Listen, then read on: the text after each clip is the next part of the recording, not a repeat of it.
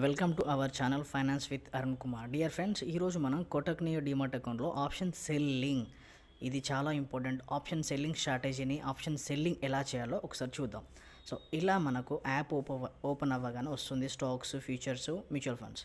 So futures option పైన click చేసి Nifty index పైన క్లిక్ చేసి 25,500, 25,600 ఇలా ప్రీమియమ్స్ మనకి ఎలాగైతున్నాయో స్పాట్ ప్రైస్ ఉంది కదా, స్పాట్ ప్రైస్ చూసుకొని మార్కెట్ నెగిటివా పాజిటివా ఎటు వెళ్ళే ఛాన్స్ ఉందో తెలుసుకొని నెక్స్ట్ ఫర్ ఎగ్జాంపుల్ 25,600 పైన క్లిక్ చేస్తున్నాం. సో నా అంచనా ప్రకారంగా మార్కెట్ కొంచెం పాజిటివ్ వెళ్ళే ఛాన్స్ ఉంది, ఎందుకంటే 25,500 స్ట్రాంగ్ సపోర్ట్ జోన్ ఉంది కాబట్టి.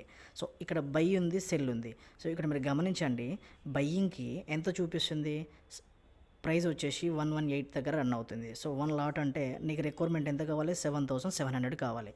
అదే 25,600 దీన్ని నువ్వు సేల్ చేయాలంటే సో నీకు మార్జిన్ రిక్వైర్మెంట్ 1,72,000 కావాలి.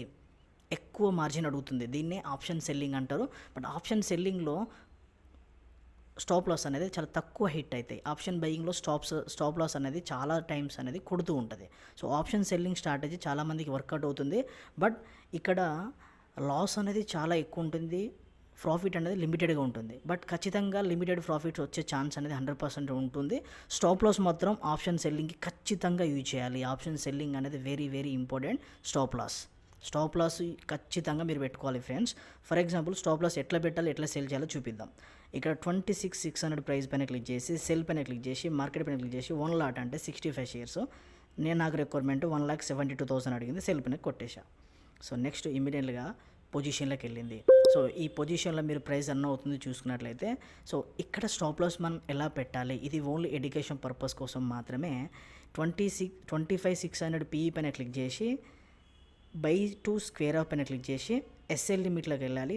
స్టాప్ లాస్ వచ్చేసి నేను అనుకుంటున్నా 125 లేదన్నాము 130 అనుకుంటున్నా. సో స్టాప్ లాస్ ట్రిగర్ పైన రెండు సేమ్, పైన బయింగ్ ప్రైస్ అండ్ ఇక్కడ స్టాప్ లాస్ ట్రిగర్ 130 ఎగ్జాక్ట్లీ పెట్టుకొని బై కొట్టాలి. సో ఇమీడియట్గా వ్యూ ఆర్డర్లోకి వెళ్ళండి. ఓపెన్ ఆర్డర్లో ఇక్కడ ఎస్ఎల్ ట్రిగర్ అంటే 130 దగ్గర ఉంది.